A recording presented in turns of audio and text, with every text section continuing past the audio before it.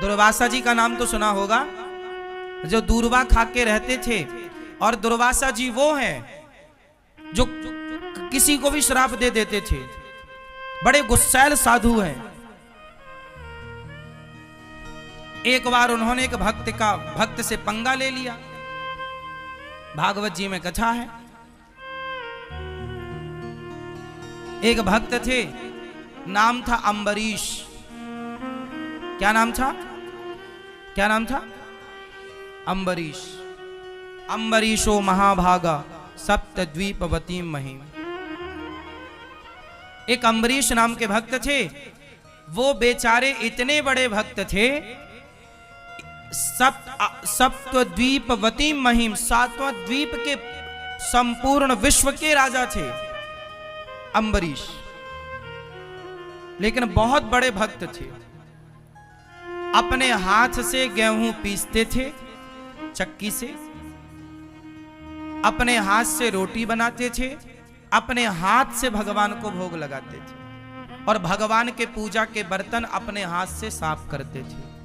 भगवान की ड्रेस, भगवान के वस्त्र अपने हाथ से बनाते थे, भगवान की माला अपने हाथ से बनाते थे, भगवान के लिए पुष्प खुद तोड़ कर लाते थे, जमीन में सोते थे। ऐसे श्रेष्ठ भक्त थे अम्बरीश जी। और वो एकादशी बहुत करते थे। एकादशी के दिन निराहार रहते थे, कोई जलपान नहीं। द्वादशी के दिन ब्राह्मणों को भोग लगाकर, ब्राह्मणों को भोजन पवाकर, और फिर वो पाते थे। एकादशी में बड़ी निष्ठा थी। एक दिन एक घटना घट गई। दुर्वासा जी आ गए। कब आए? द्वादशी के दिन। और द्वादशी का नियम होता है, एकादशी का नियम होता है कि द्वादशी को ही पारण कर लेना चाहिए।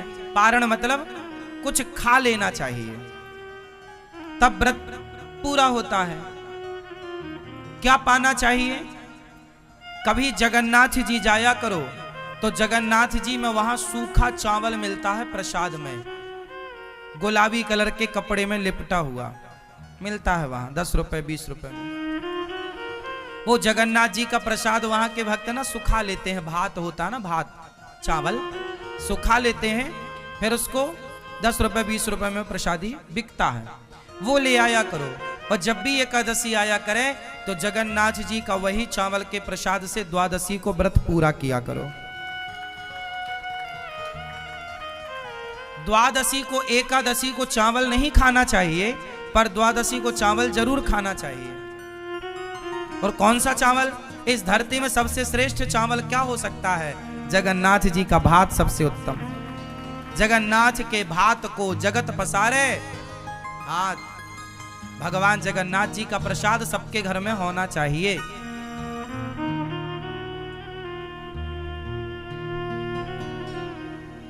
हम तो कहते हैं जगन्नाथ जी का प्रसाद अपने घर में ले आओ और 2-2 दाने रोज खाया करो प्रसाद जगन्नाथ जी का। मिलता है ना। आप में से कितने लोग जानते हैं सूखा चावल मिलता जगन्नाथ जी में? हाँ, कभी जाओ तो जगन्नाथ जी से ढेर सारा प्रसाद ले आना। चावल सूखा हुआ बनाते हैं ना चावल, फिर उसे सुखा लेते हैं धूप में, फिर वो बिकता है। तो दुर्वासा जी द्वादशी के दिन आए। उस समय अम्बरीश ब्राह्मणों को भोजन करा रहे थे और त्रयोदशी लगने वाली थी, मतलब तिथि बदलने वाली थी। अब तिथि बदलने के पहले आपको पारण करना पड़ता है। अब दुर्वासा जी आए तो अम्बरीश जी ने कहा महाराज आप भी पाओ। बोले मैं नहा के आता हूं। तो वो नहाने में जरा लेट हो गए दुर्वासा जी। तो अम्बरीश की तिथि निकली जा रही थी। तो अब साधु भूखा पड़ा है घर में, तो कुछ खा तो सकते नहीं, तो उन्होंने भगवान का चरणामृत पीकर अपने व्रत को पारण कर लिया।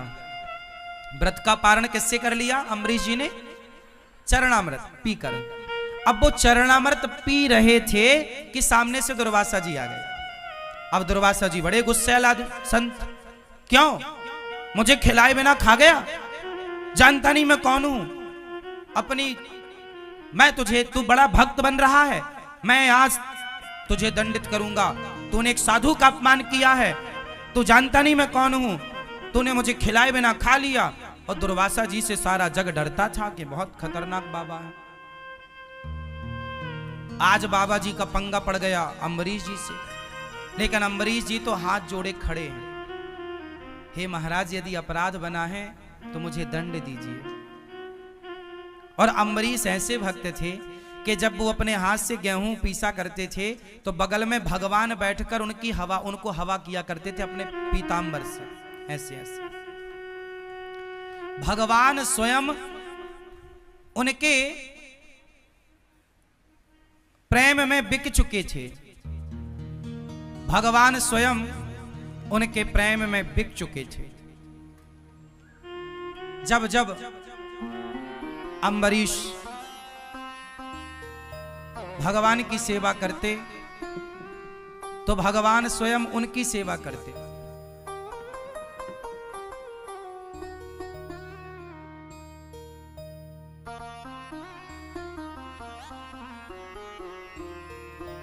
अम्बरीश उनकी सेवा करते और भगवान उनकी सेवा करते। अब भगवान ने अपना सुदर्शन नियुक्त कर दिया था, सुदर्शन नियुक्त कर दिया कि तुम पर कोई संकट आएगा तो मेरा सुदर्शन तैयार रहेगा। अब दुर्वासा जी को गुस्सा आई कि तुमने मुझे खिलाए बिना खा लिया, तो एक बाल उखाड़ा अपना दुर्वासा जी ने और पटक दिया। और जब पटका तो उस बाल को पटकने से एक राक्षसी पैदा हो गई, नाम था कृत्या। उस कृत्या ने अम्बरीश को नुकसान पहुंचाने के लिए, खाने के लिए दौड़ी, और जैसे ही दौड़ी तो भगवान का सुदर्शन चक्र नियुक्त था, जाकर कृत्या को भस्म कर दिया। और सुदर्शन साक्षात भगवान है, इसलिए भागवत जी में देखो आगे सबसे क्या रखा है, ये सुदर्शन।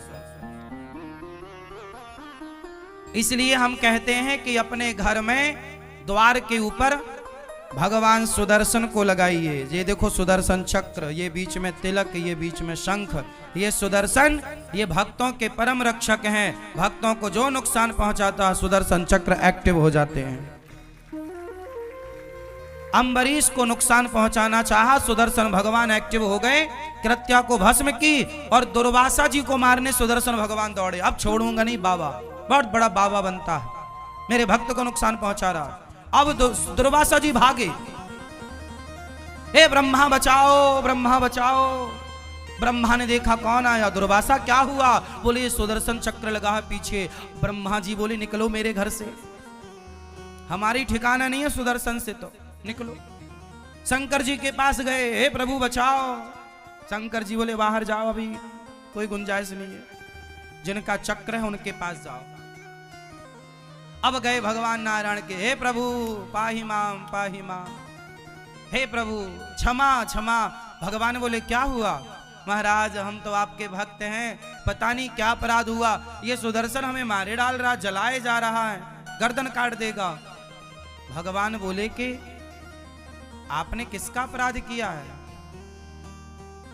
सुदर्शन जी बोले प्रभु इसने जो आपके आश्रित भक्त है अम्बरीश, उसे नुकसान पहुंचाना चाहा है बाबा जी ने, छोड़ूंगा नहीं।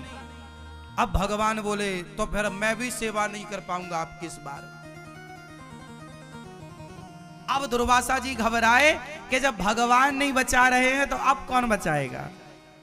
अब दुर्वासा जी घबराए, चरणों में गिर पड़े, प्रभु आप बताओ मैं क्या करूं। भगवान बोले जिसका अपराध किया है उस भक्त से जाकर क्षमा मांगो, वो क्षमा कर देंगे तो ये चक्र शांत हो जाएगा। तब दुर्वासा जी दौड़े दौड़े अम्बरीश जी के, तब तक दुर्वासा जी के शरीर जलने लगा, मूंछों के बाल भी कुछ जल गए। दौड़े दौड़े अम्बरीश जी के चरणों में गए। अम्बरीश जी ने देखा महाराज आप तो साधु हैं। अम्बरीश जी ने साष्टांग प्रणाम किया दुर्वासा जी को। दुर्वासा जी ने कहा हे अम्बरीश हमें क्षमा करो, हमने भक्त का अपमान किया है, अपराध किया है। तब दुर्वासा जी के लिए अम्बरीश ने सुदर्शन भगवान से प्रार्थना की, हे सुदर्शन भगवान यदि मैं भगवान का अनन्य भाव से चिंतन करता हूं, मैंने भगवान के सिवा अपने हृदय में किसी को स्थान ना दिया हो, मेरे अंदर यदि किसी के प्रति छल कपट ईर्ष्या द्वेष ना हो, तो हे सुदर्शन भगवान आप शांत हो जाइए।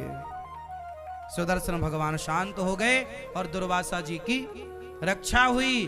तब से दुर्वासा जी को समझ में आया कि भक्तों से पंगा लेने का नहीं, भगवान से पंगा लोगे चलेगा, पर भक्तों से, जो आप लोग साधुओं का अपमान करते रहते हो ना, अरे वो बाबा जी तो पाखंडी हैं, अरे वो तो ऐसे हैं ना, सच्ची बताओ तुम कितना जानते हो? सुनी सुनाई बातें क्यों? और हमें क्या करना कि कोई कैसा है? भगवान है ना न्याय करने के लिए। रावण के साथ न्याय भगवान ने किया ना, उसे दंड मिला ना उसके किए का। द्रौपदी की साड़ी उतारी थी तो दुशासन ने, दंड मिला। ईश्वर के घर देर है, अंधेर नहीं है। तुम अपराधी मत बनो। इसलिए कबीरदास जी ने कहा है, ना काहू से दोस्ती, ना काहू से, ना तो हमें किसी की निंदा चुगली करना, ना तो हमें किसी की प्रशंसा करना। अच्छा कहना है तो भगवान को, और बुरा कहना है तो खुद को। हम बुरे हैं, बुरा जो देखन मैं चला। बुराई करनी है तो खुद की करो, बुराई देखनी है खुद की देखो, और अपने को बेहतर बनाओ। अपराध नहीं। और हमारे देश में 99% लोग यही करते हैं दिन भर, कि वो ऐसे हैं, वो वैसे, वो पाखंडी।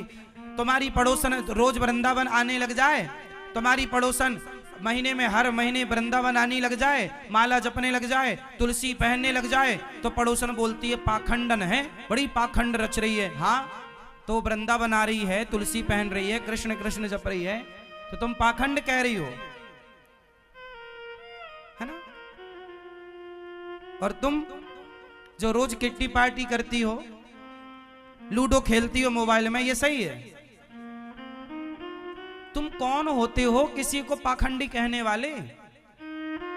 हो सकता है उसका भाव सच्चा हो, वो भगवान से सच्चा प्रेम, और झूठा भी हो तो वृंदावन तो आ रही है, कौन से बियर बार जा रही है, कौन सा क्लब में जा रही है? वृंदावन तो आ रही है। तुलसी की माला ही तो पहन रखा है उसने, कौन सा अपराध कर रखा है? राम राम ही तो बोल रही है, कृष्ण कृष्ण ही तो बोल रही है, राधे राधे तो बोल रही है, क्या गुनाह है, क्या कर रही है? तुम्हें तो बस बोलना है, मुंह फट हो, कुछ भी बोलना है। भगवान मेंढक बनाएंगे तुम्हें अगले जन्म में, टर टर करती रहना, फिर बहुत टर टर करती हो। कुछ भी क्यों बोलना है?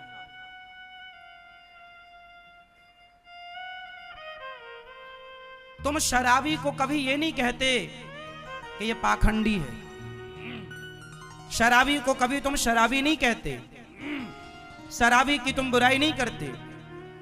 पर तुम्हारे पड़ोस में 4 लोग शराबी हैं, और तुम्हारे पड़ोस की 4 स्त्रियां हैं, 4 लड़कियां हैं, जो रोज रात को शराब पीने के लिए वहां जाती हैं क्लबों में। तो तुमने उनके लिए नहीं बोला कि ये पाखंड है, ये कहा तुम क्लबों में जाके शराब पी रही हो रात रात, पूरी रात नाचती है लड़की और लड़के, लोग उन्हें कुछ नहीं कहते। पर कोई एक भजन करने लग जाए तो सारा गांव, सारा समाज उसे पाखंडी कहने लग जाता, तुम बड़े पाखंडी हो। अब बताओ भाई, जमाना कितना उल्टा हो गया है। जो खुलेआम गलत कर रहा है, उस गलत को कोई गलत नहीं कह रहा है, पर कोई सही करे तो सही को लोग गलत कहते हैं। अब ये कलयुग ही नहीं तो क्या है? अंधे हो, धृतराष्ट्र हो, फिर तुम गांधारी हो, पट्टी बंधी है आंखों में, जो तुम सही और गलत को पहचान नहीं पा रहे हो। कोई मांस ना खाए तो मांस खाने वाले लोग उस पर चढ़ाई कर देते, अरे तुम गलत हो, सारे लोग खा रहे हैं मांस, तुम क्यों नहीं खाती हो? यदि परिवार में सारे लोग मांसाहारी हैं और कोई लड़की मांस छोड़ दे, कोई लड़का मांस छोड़ दे, तो घर वाले टूट पड़ते, अरे तुम क्यों नहीं खा रही हो? मतलब भैया हम नहीं खा रहे हैं, गलत है ये, किसी की हत्या करना। तो वो लोग क्या कहते, नहीं तुम गलत हो, जो खा रहे हैं वो अपने आप को सही साबित कर दे, नहीं जी तुम गलत हो। क्यों, वो क्यों सही कह रहे हैं? क्योंकि उनके खिलाफ कोई चला गया सही राह पर। वो क्या चाहते हैं कि हम गलत हैं तो तुम भी रहो। चोर चोर मौसेरे भाई, तुम सही क्यों चली गई? दिक्कत लोगों को गलत आदमी से नहीं है, गलत स्त्रियों से दिक्कत नहीं है, भले लोगों से समाज को दिक्कत है। ये बात सही है या गलत है?